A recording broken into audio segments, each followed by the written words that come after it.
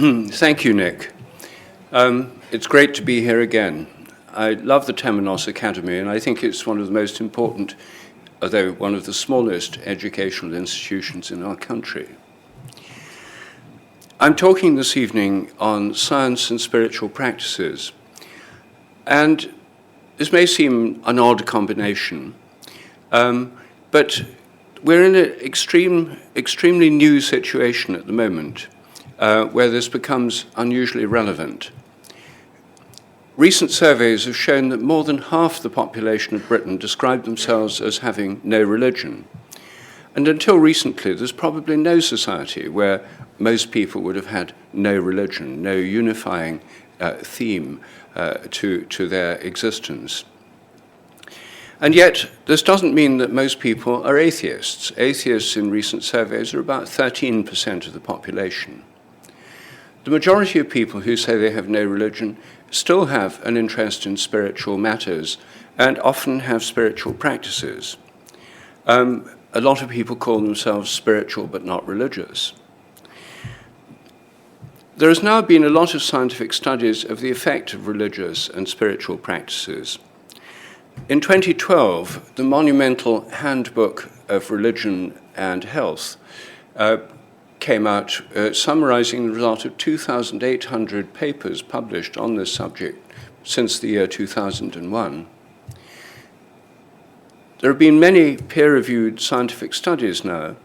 4% of them showed harmful effects of religion. Those were mostly for people who were in states of great religious conflict or who felt exceptionally guilty and belonged to religions that made them feel even guiltier. But the vast majority of these studies showed very beneficial effects. People who had religious and spiritual practices, in brief, were happier, healthier, and lived longer. And there have now been a lot of studies of specific spiritual practices.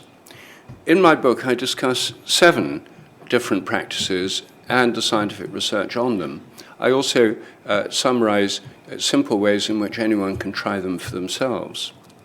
They are meditation, gratitude, connecting with the more than human world, relating to plants, singing, chanting, and music, rituals, and pilgrimage.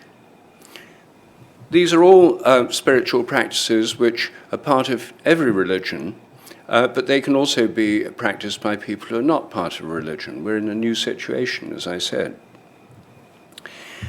I can't talk about all of them this evening, but I'm going to start first with gratitude, which is always a good place to begin. There have now been many studies by positive psychologists on what makes people happy. In the last 20 or 30 years, there's been a rise of a new branch of psychology called positive psychology. And why it's called that is because it's looking on the positive side of things. Until then, almost all psychology had been negative psychology in the sense it was about what makes people miserable. And this is, of course, what psychotherapists deal with all the time, so it's not surprising this was the main focus for people like Freud. But positive psychologists ask what makes people happy. And one of the things they've found, one of their most convincing results, is that people who are grateful are much happier than those who aren't. The opposite of being grateful is to take things for granted or feel a sense of entitlement and complain. People who are grateful, on the other hand, give thanks for what they've got, and they're measurably happier. The critics of this work said, well, of course they're happier. Of course they're grateful, they're happier, but they're grateful because they're happy. But they tried to find out whether they're happy because they're grateful. So they've done a whole series of experiments which are part of the literature of positive psychology. I'll just summarize one of them. There are lots of them, but in one of them they took groups of people and divided them into 3 groups at random. One group were asked to write down all the things that had upset them in the previous week, the hassles. A second wrote down a story about something that happened in the previous week. And the third group wrote down the things for which they were grateful in the previous week. They tested them at various periods afterwards. The people who'd done the gratefulness exercise were measurably happier than those that had done the other exercises. And the gratefulness exercise that had the greatest effect was writing a letter of thanks to somebody who had helped you in your life that you'd never properly acknowledged, and going to that person and reading the letter to them. People who did that were measurably happier for 2 months afterwards. This shows something that, in a sense, proves the obvious. I mean, my mother and my grandmother both said to me, "Count your blessings." It turns out they were right. That this is a practice which has been part of every culture. All religions have thanks and gratitude as part of their regular practice. Many of the Psalms, for example, in the Jewish and Christian tradition, songs of praise and thanks. Many hymns are songs of thanks. So this has been known to many people for a very, very long time. But now it's got the scientific imprimatur of showing that it has statistically significant effects. Now, meditation is probably the most widespread spiritual practice that's emerged in the last 30 or 40 years. Meditation has always been part of religious traditions in Hinduism, in Buddhism, in Christianity, in contemplative prayer in monasteries and convents, and in Sufism, and in other religious traditions as well. It became fashionable in the 1970s, and that's when the scientific investigation of meditation began. In 1974, Dr. Herbert Benson at Harvard Medical School started looking at the effects of meditation because a lot of his students were doing it, mainly transcendental meditation following the Maharishi. He wanted to find out what was going on. He tried it himself. He found it was really helpful. He did a lot of physiological tests. People who meditated tended to have lower levels of stress. Their blood pressure dropped. And it evolved what he called the relaxation response. We have two sides to our autonomic or unconscious nervous system, the sympathetic nervous system and the parasympathetic nervous system. Now, the sympathetic nervous system isn't really to do with sympathy. It's to do with fight or flight reactions, to do with the heart beating faster so that you can run away or fight. But many people who suffer from chronic anxiety are in a state of fear all the time and have an activation of the sympathetic nervous system. Benson showed that during meditation, this was greatly reduced and the parasympathetic nervous system became predominant, and that's much more to do with relaxation. That's why he called it the relaxation response. He studied many other physiological aspects of meditation and looked at the effects on it. People who meditate tend to sleep better, have less stress in their lives, they're less depressed. There's now many studies that show meditation relieves depression or protects against it, which is why you can now get prescriptions for meditation on the NHS, because it's been clinically proven to help people with mild or moderate depression. It's as effective or more effective than a course of Prozac or other antidepressants. And more importantly, from the point of view of the NHS, it's cheaper. So meditation is now widely available. The other kind that was developed in the 1970s by John Kabat-Zinn, also in Massachusetts, also a medical man, was mindfulness meditation based on the Buddhist techniques of vipassana. Where Benson worked with mantra-based meditation, Kabat-Zinn with meditation based on observing the breathing or feelings in the body, sensations in the body, without a mantra. And these are the two kinds which are now so widely practiced today. More than 18 million people in America practice meditation now. It's taught all over Britain too. More than 100 members of Parliament meditate regularly at Westminster. So this is a very, very widespread practice. How many people here, as a matter of interest, meditate or have meditated? Well, that's almost everybody. It must be at least 95%. So I don't need to tell you about meditation because you know about it from your own experience. But there have now been studies on the brains of people who meditate, and regular meditators have different nervous connections from those that don't. Certain bits of the brain get bigger or stronger. Not surprising, really, if you lift weights, biceps get bigger, and if you meditate regularly, connections between different areas of the brain get bigger. There are anatomical as well as physiological differences. So here's a spiritual practice that's very widespread. Most people do it without really thinking about what it means. But in all the traditions from which it came, the reason people did meditation was not so they could succeed better in love and business, the reason, or deal with the stresses of modern urban life. They were doing it because they believed that by contacting or becoming aware of the ground of the consciousness, of the ground of consciousness in their own mind, they were coming into contact with the ground of consciousness of the whole universe, of everything. In the Hindu formulation, Atman is Brahman. The ultimate consciousness is reflected in the minds of everyone, every conscious being. One common metaphor is it's like the moon reflected in buckets of water. Every bucket of water reflects the moon differently. They look as if they've got lots of different moons, but they're all reflections of the same one. And that's how they think of consciousness. And so Buddhists and Hindus think that meditation connects you to the ground of consciousness itself. So do Sufis and so do Christians. But many modern atheists also meditate. Sam Harris, for example, one of the new atheists, author of The End of Faith, he's a very militant atheist, has now become an ardent meditator and is now giving online meditation courses. Susan Blackmore, one of our prominent public atheists, is also a keen meditator and advocates it as a spiritual practice. The interesting thing is that both of them call themselves secular Buddhists. They reject the religion of Buddhism. They think the Dalai Lama's not as good as secular Buddhists because he's still too superstitious, believes in reincarnation and things like that. They think the meditation is just happening inside their head and is like a mental gym inside the brain, and it's all inside the head. Now, you can do meditation and believe that.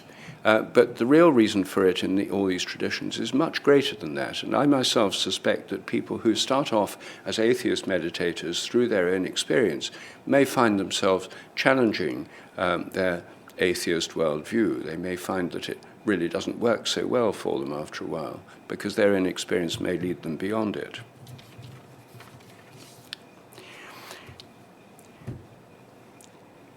In all religions, there's a practice of rituals, and this is another spiritual practice. Every religion, and indeed almost all cultures, have rituals. And one category of rituals are about the nature of the social group and the story that holds it together. And these rituals reenact the stories of origins, or the myths of origin.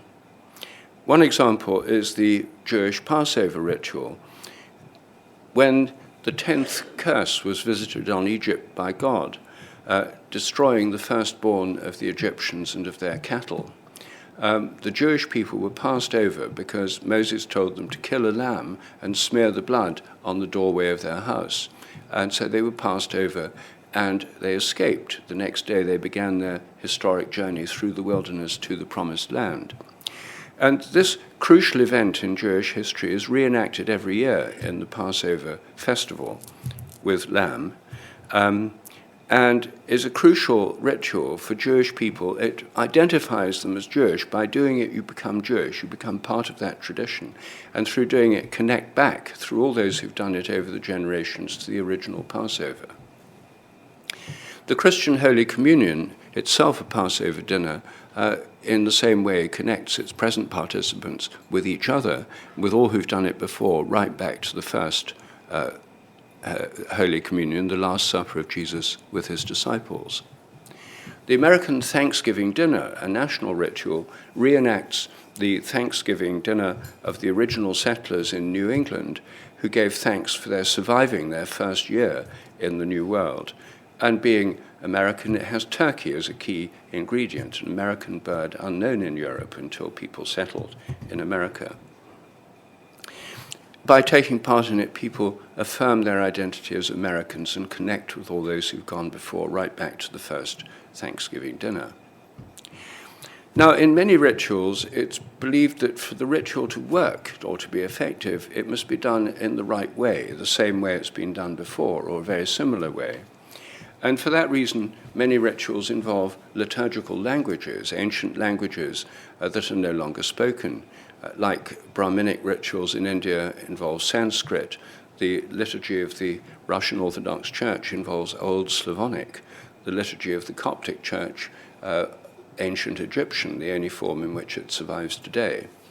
People think that they have to be done the same way in order to work. Now, why should that be? Well, the relevant science here is the idea of morphic resonance. This is my own hypothesis. And for those who are not familiar with it, I'll give a very brief morphic resonance in a nutshell summary. Morphic resonance is the idea there's a kind of memory in nature. This is an unfamiliar idea in the West, but it's completely familiar in Hinduism and Buddhism, both of which take memory and nature for granted. So in that sense, it's more in accordance with Oriental philosophies than Western philosophy. In its widest sense, this hypothesis suggests that the so-called laws of nature are more like habits. Things happen the way they do because they've happened that way before. The universe is not governed by eternal laws that were all laid down at the moment of the Big Bang and have stayed the same ever since, but rather by evolving habits or regularities. There's a kind of memory in each kind of thing. Each kind of thing has a collective memory. Each kind of crystal has a collective memory of all similar crystals in the past. Each rat has a collective memory, tunes into a collective memory of all rats in the past. Each spider of a particular species, as it begins spinning its orb web, tunes into the experience and the web design of all its predecessors. Much of inheritance from this point of view is not carried in the genes. It's transmitted by morphic resonance on the basis of similarity. Morphic resonance applies to all self-organizing systems. It doesn't apply to non-self-organizing systems like tables, chairs, computers, and cars. Those are put together in factories, but crystals, cells, molecules, plants and animals, flocks of birds, ecosystems, planets, galaxies, all organize themselves, and I think all have a kind of collective memory. So the key thing here is that the similarity. I think the most radical aspect of morphic resonance is the implications for our own memories. What I'm suggesting is that all memory works on the basis of morphic resonance, except for mechanical kinds like computers with hard drives and so on. And I think our own memory depends on morphic resonance. I think we resonate with ourselves in the past when we remember something. In other words, I don't think our memories are stored inside our brains. That's the conventional materialist view. They must be in the brain, where else could they be? For most people, it's just common sense. They must be in the brain. But more than a century of research trying to find memories in brains has been extraordinarily unsuccessful. What people have found is that certain patterns of activity occur in brains when memories are laid down, when they're being formed. And similar patterns occur when they're being retrieved. But in between, they vanish. And I think the reason they vanish is they're not there. I think they're not there any more than the traces of what you watched on television last night are inside your television set. I think our brains are more like TV sets than video recorders. Now, this in itself has a lot of implications for spiritual practices, because if your memories are stored in your brain, then when you die, they're all wiped out at one stroke. That's the end. That's why materialists like this argument, because it refutes all religious beliefs about survival of bodily death at one stroke. Memories are in the brain, they're wiped out at death, therefore there's no memory surviving death, no possibility of survival of bodily death, either through reincarnation, which must involve a transfer of memory or habit, or in purgatory, which must involve some kind of memory, or to take an extreme Protestant view of the Last Judgment, where you go to sleep and then you wake up again to appear before your Maker on the last day. Well, if you've forgotten who you are and what you've done, it would not be a very meaningful experience. All these theories presuppose the survival of memory. I'm suggesting that the memories are not wiped out by the death of the brain, because that's not where they're stored. Now, the question of whether they can be retrieved in some other way is another question. It's an open question. But it's from the materialist point of view, it's not an open question, it's a closed question. Now, coming back to rituals, the point about rituals is that people do them as similarly as possible, because they think that's the right way to connect across time with those who've done them before. And from the point of view of morphic resonance, that's exactly what's happening. The more similarly they're done to the way they've done before, the right words, chants, phrases, gestures, smells, food, etc., the more they'll tune into those who've done them in the past. There'll be literally a presence of the past through the performance of the ritual, which is exactly what people think is happening when they do these rituals. So they make great sense from the point of view of morphic resonance. Now, this, of course, is a controversial theory. Most of my scientific colleagues still believe in eternal laws of nature, but they do so not because they've thought long and hard about it, but usually because they haven't. And it's just a habit of thought. There's another kind of ritual I want to talk about, which is to do with rites of passage.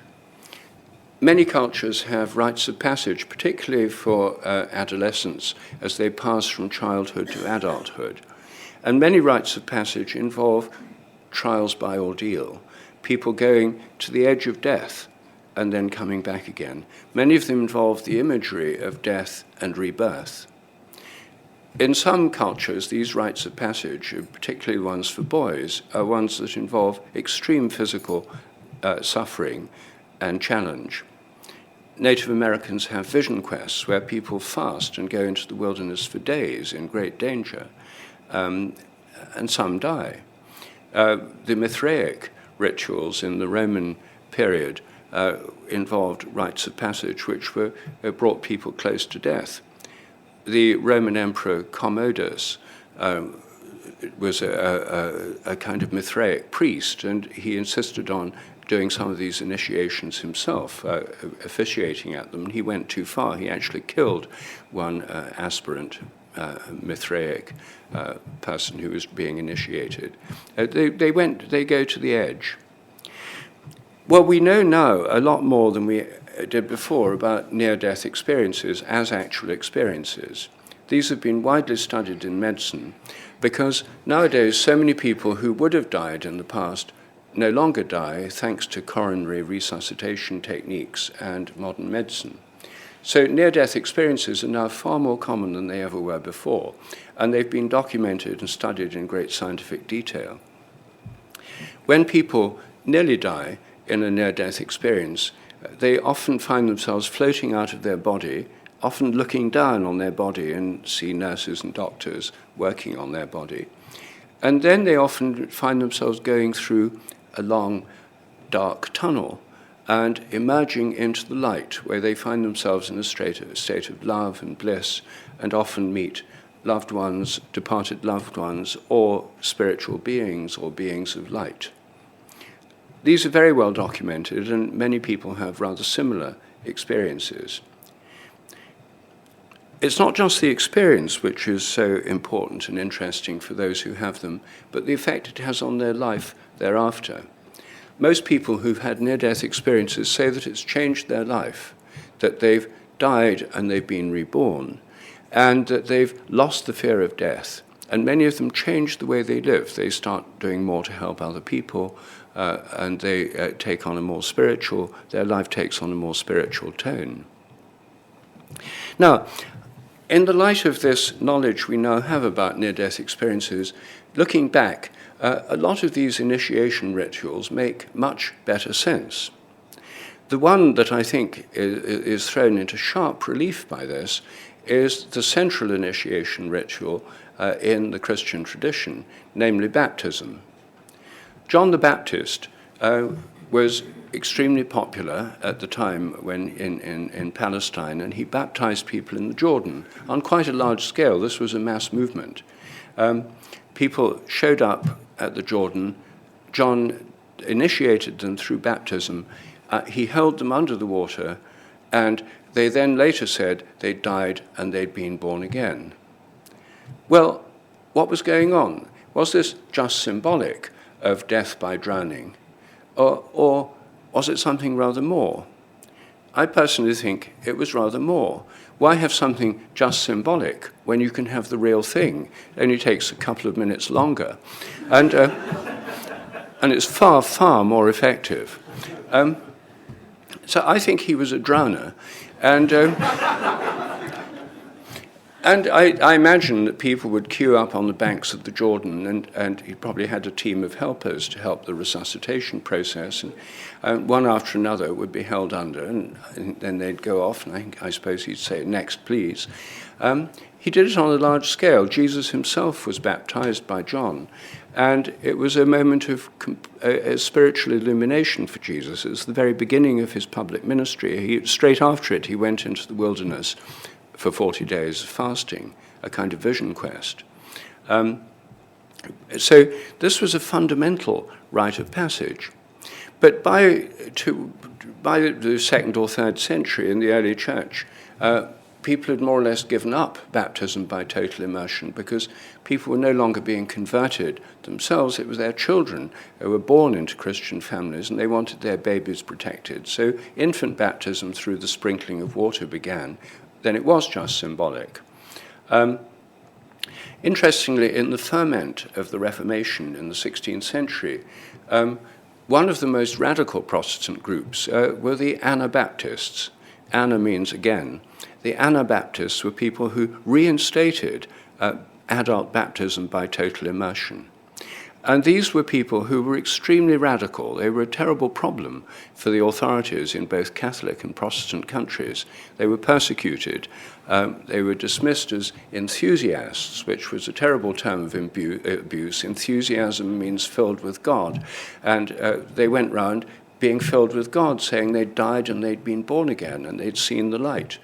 And this was an awful nuisance to the Anglican Church and the Roman Church, and they were persecuted, and many of them went to America as a result, where there are a great many of them still. They gave rise to Mennonite and Baptist churches, which still exist today, and which still alone among a few other Christian denominations have baptism by total immersion, but they're the ones that preserved it. I think that they rediscovered the power of this initiation through death and rebirth. And of course, both they and John the Baptist were doing this before the days of health and safety legislation, and also before the days of liability litigation. They may have lost a few, but it was an incredibly powerful rite of passage. And still today, it's the Baptists of all Christian groups who are the ones who go around talking about being born again and seeing the light and dying and being born again. I think for many in that tradition, it's a real experience for many of the people. Probably today, they're much more careful about how long they hold them under. But there, again, is a ritual, a rite of passage, where I think modern science has some light to shed on it through the studies of near-death experiences. Now, singing and chanting are a spiritual practice found in all traditions, and they have powerful effects on the mind and body. My wife, Jill Peirce, has been teaching singing and chanting in group contexts for decades now, and has shown, I think, totally convincingly how people from any religious tradition or from none can learn and benefit from doing these practices. Chanting together brings people into resonance with each other, and if they chant mantras, then they come into resonance with all those who've chanted them before. Mantras are a way of tuning in by morphic resonance to all those who've chanted that phrase before.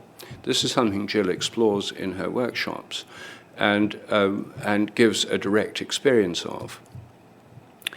When people sing together in choirs, they often come into physiological synchrony, and this is something that Dr. Guy Hayward, who's here this evening, who works with me as my postdoctoral research fellow, did for his PhD thesis at Cambridge on the physiological and other effects of singing in choirs. Many people find that singing together is extremely beneficial, and that's why so many people join choirs, and there's a resurgence of community choirs in Britain at the moment. And again, this is something that can be done in a religious context, as in church choirs, or in a secular context, as in community choirs. But in both cases, people are singing and chanting together and coming into resonance with each other.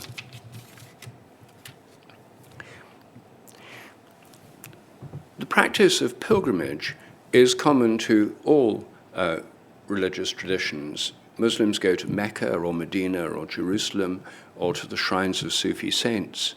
Hindus go to Mount Kailash or to the many temples in India or to sacred groves or holy rivers like the Ganges.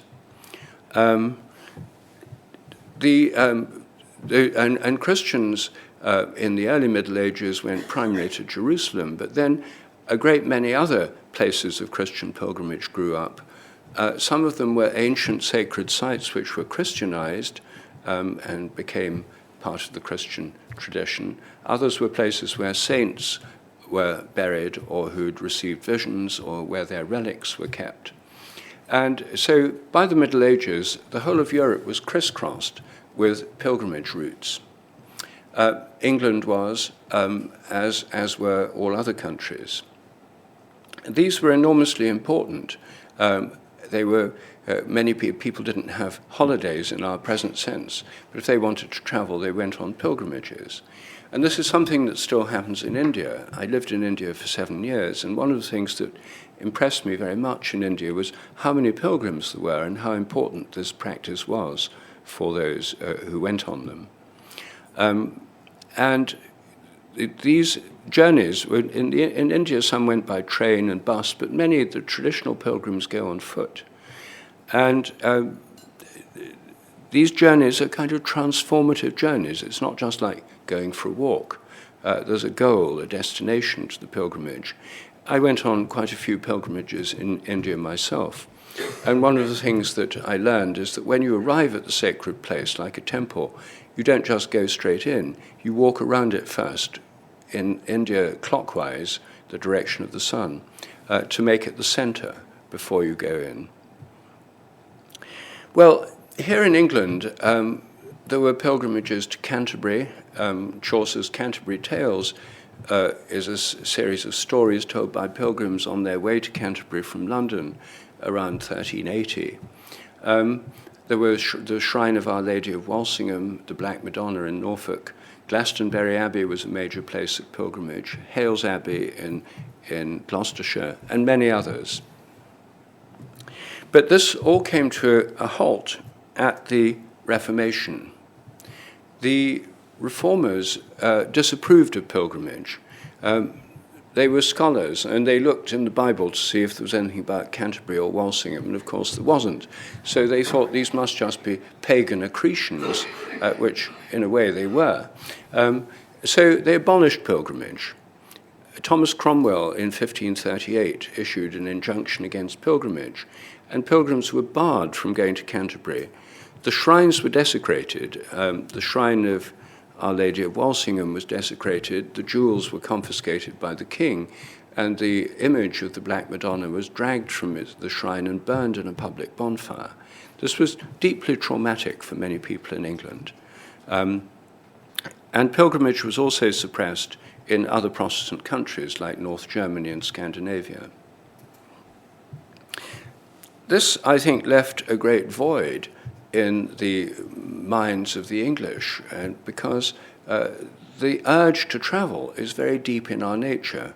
We're all descended from hunter-gatherers, and hunter-gatherers have to travel around the countryside to follow the animals they're hunting and to find the fruits and other things they're gathering. You don't get all this just arriving all around you if you stay in one place. So all hunter-gatherers are nomadic, as the Sami people are today, who follow the herds of reindeer in the Arctic. And as the few remaining hunter-gatherer societies still are. The Australian Aborigines, as they went on their annual rounds, sang the songs of the places they visited, the song lines, and this was just the way they lived. So it's very deep in human nature.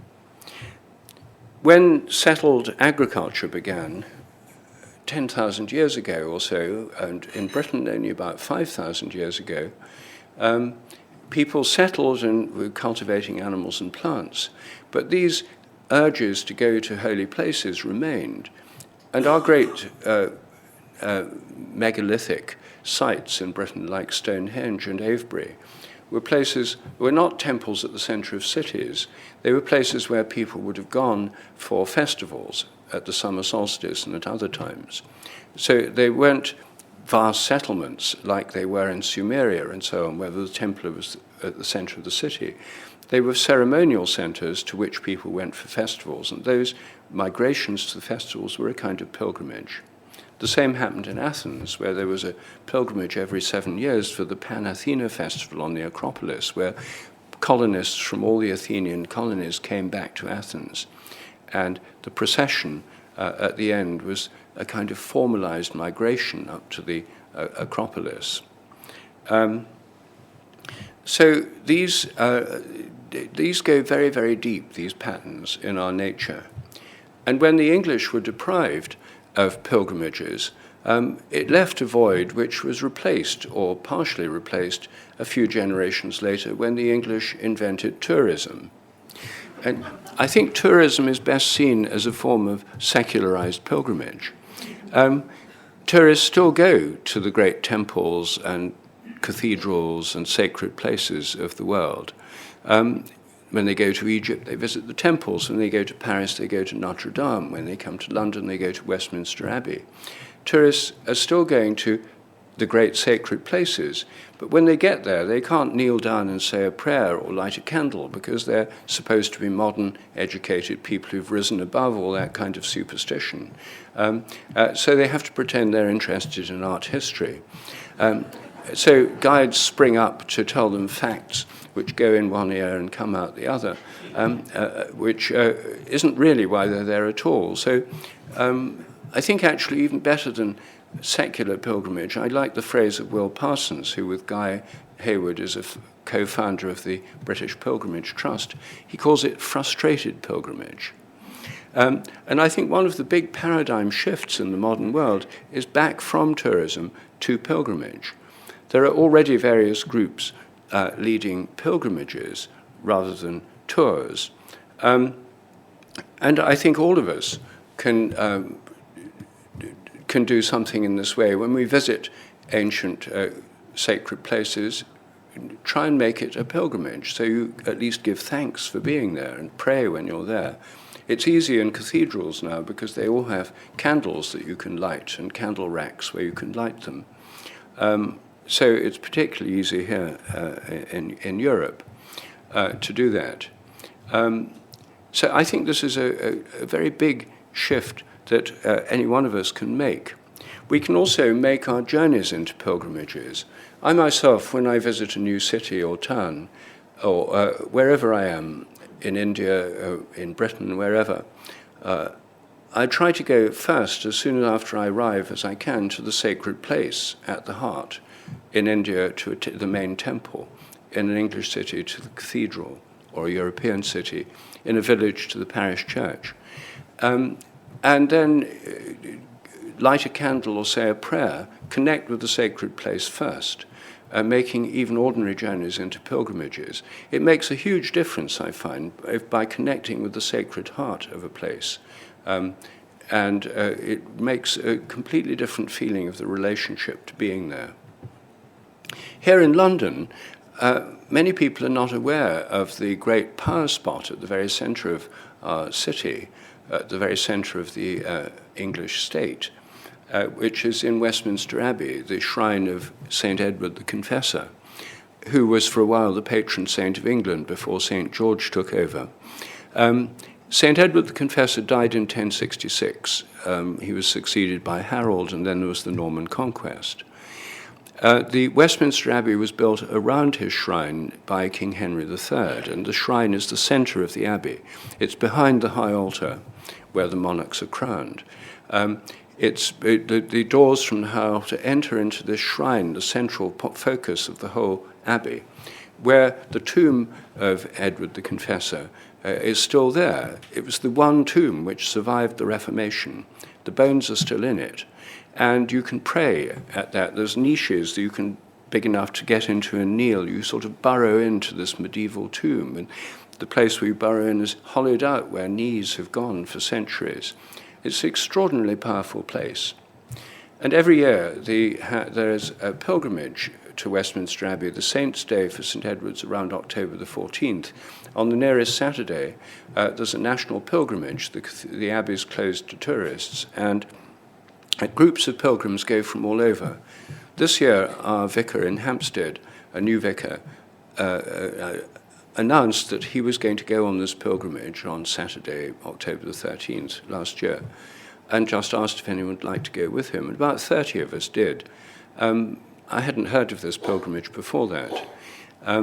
And it was an amazing experience. Arriving there were groups of people on foot converging from all over London. Some had come from further afield and just walked the last bit. There must have been about 2,000 people in the Abbey that morning, and it went on all day.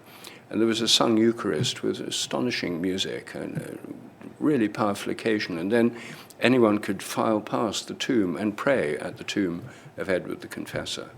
It was an amazing experience. And just going to Westminster Abbey is an amazing experience. Another of the projects I do with Dr. Guy Hayward is we have a website called choralevensong.org, where you can find the time of this wonderful service that happens every day in our cathedrals throughout the land and in most Cambridge colleges, where every day there's 45 minutes of exquisitely beautiful singing and chanting, different music every day, absolutely free, 5 p.m., Westminster Abbey or St. Paul's or Southwark Cathedral. Well, there's been a remarkable revival of pilgrimage in Europe in the last few decades. I think one reason for this is because so many people feel a kind of spiritual void and they're on a spiritual quest. And pilgrimage is an extraordinary way, extraordinarily direct way of expressing a spiritual quest. You're literally on a journey with a sacred destination. And when you go with the intention, when you reach the holy place, of giving thanks or asking for some benefit or a blessing, you go with an intention. It makes it different from just going for a walk. The most famous pilgrimage in Europe is Santiago de Compostela in Spain. And that was the biggest pilgrimage in Europe in the Middle Ages, but it more or less fizzled out in the 17th, 18th, 19th centuries, partly because the number of pilgrims from Northern Europe dried up as a result of the Protestant Reformation. Then at the French Revolution, pilgrimage was banned in France. In 1793, during the Reign of Terror, they proclaimed reason the state religion and abolished Christianity. Notre Dame became a temple of reason, and monasteries were suppressed, and so was pilgrimage. As in the Russian Revolution, following the Bolshevik Revolution, there was an attempt to abolish Christianity entirely and execute priests or send them to Siberia and suppress all pilgrimage. Well, although there were all these attacks on pilgrimage, in the 1980s, a number of activists in Spain tried to restore the pilgrimage, and they started by building up the infrastructure. In the Middle Ages, the monasteries provided the infrastructure where people could sleep and have meals on their journey. So they established a series of places where pilgrims could sleep and eat on the way to Santiago. In 1987, when this infrastructure was in place, and they'd already been talking about it for several years, about 1,000 people walked to Santiago. Last year, it was about 300,000.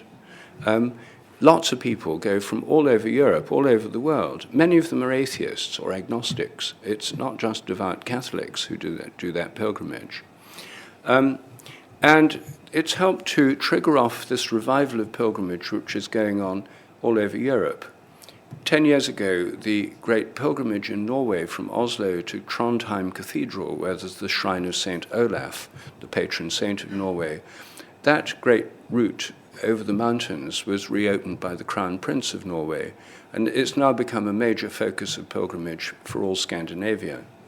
There's a revival of pilgrimage going on in many different countries in Europe, and here in Britain, the British Pilgrimage Trust is the main body which is organizing this revival.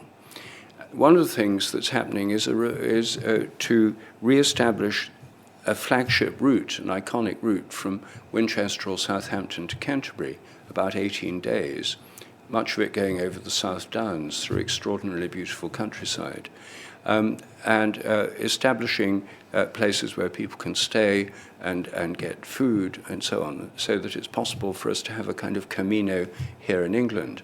Right now, anyone who wants to do a long pilgrimage usually says, oh, I must go to Spain, but there's no need to go to Spain. You can do it here. And on the British Pilgrimage Trust website, there is now a directory of more than 30 different pilgrimage routes throughout Britain, which anyone can do. It's surprising how many there are. Last year, somebody told me about one that I actually went on myself, which was to Little Gidding in Huntingdonshire, where T.S. Eliot is the title of one of the 4 quartets, named after a community there founded in the 17th century by Nicholas Ferrar. And this was a local pilgrimage led by a priest from Peterborough Cathedral, about 70 or 80 people on it. Started at the village church where George Herbert used to be vicar, the great 17th century poet, through the lanes and villages to Little Gidding itself. It was a wonderful pilgrimage, and wonderful to be able to go on it. And I myself have recently been doing a series of pilgrimages with my godson. I have a godson who's now age 17. When he was 14, I tried to think, what can I do with this young man for his birthday? And his birthday is in June. And I didn't want to give him stuff, because everyone's got too much stuff. And I try to avoid giving stuff now. I give experiences. And so at that stage, Guy and Will were just starting up this new pilgrimage, exploring the routes to Canterbury. So I said to him, well, what I offer you for your birthday is a pilgrimage to Canterbury. I said, we walk the last 8 miles or so. We take a train to a small village called Chartham, and we walk through the fields and meadows and orchards and woods to Canterbury Cathedral. I said, then we walk round the cathedral, circumambulate it.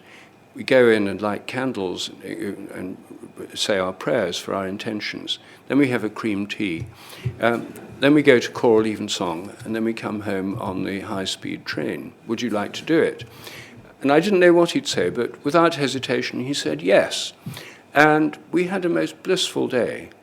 And then it worked so well that the next year we went to Ely Cathedral. We went to Waterbeach on the train and walked the last 8 or 9 miles along the towpath of the Cam. Similar formula, shrine of St. Etheldreda, cream tea, choral evensong. The next year we did Lincoln, walking along the Lincoln Ridge. And the most recent one, last June, was Wells Cathedral, walking through the fields to that wonderful Cathedral of Wells. Since there's at least 50 cathedrals in Britain, this could run and run as a project. I mentioned this. I did a talk with the comedian Russell Brand recently for his podcast, which is on YouTube and on his podcast site. He asked me to do this because Russell Brand is now on a kind of spiritual mission. he recovered from heroin addiction and alcohol addiction and sex addiction and several other addictions with the help of the 12-step program. And he's recently written a book called Recovery, Freedom from Our Addictions, and is now going around saying that the whole of our society has got stuck in this kind of materialist way, and there has to be a way out from rediscovering the spirit. So he's become a kind of evangelist for a spiritual path.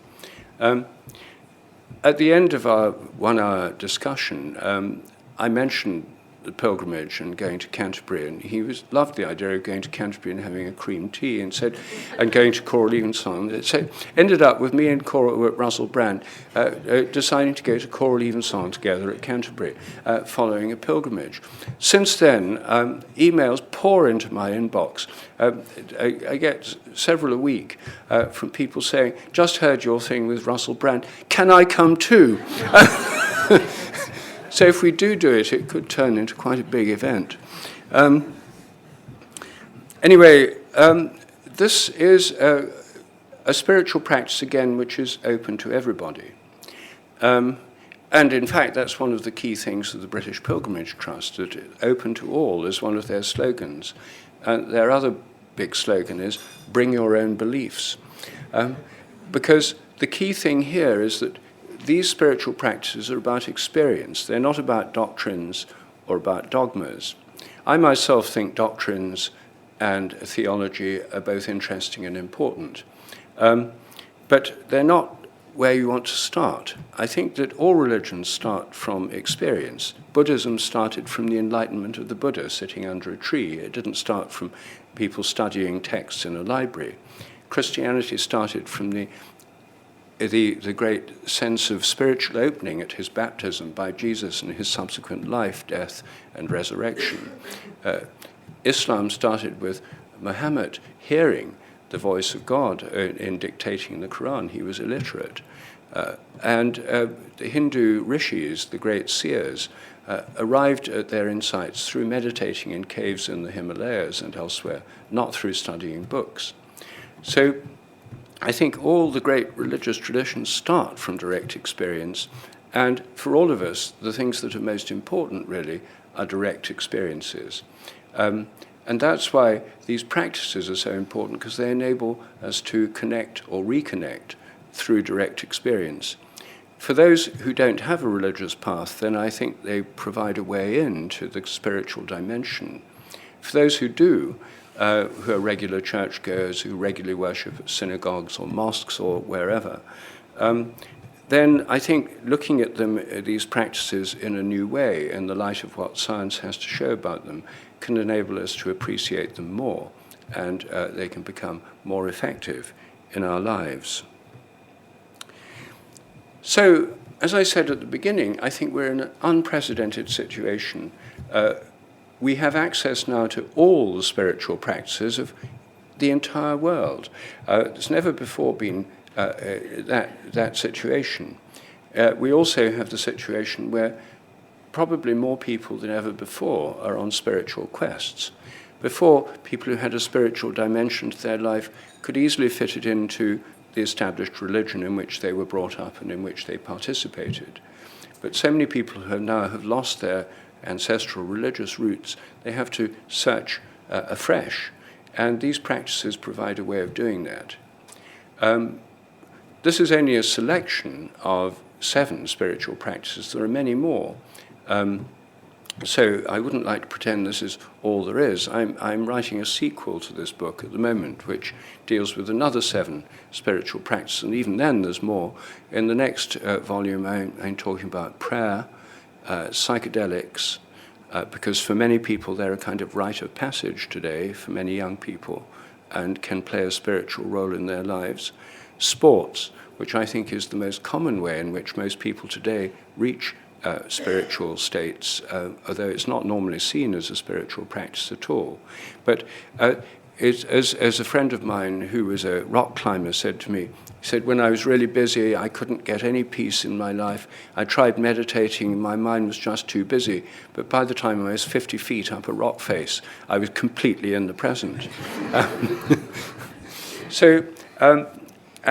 Prayer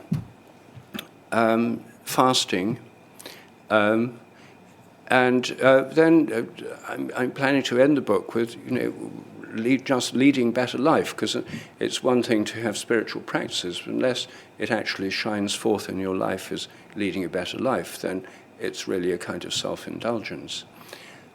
Anyway, that's all I have time to summarize this evening. And as I say, I think that we live in an extremely exciting time. There's never been a time like this in which we can look at spiritual practices in this kind of way. And I think this is going to play an increasing role in our society in the years to come. Thank you.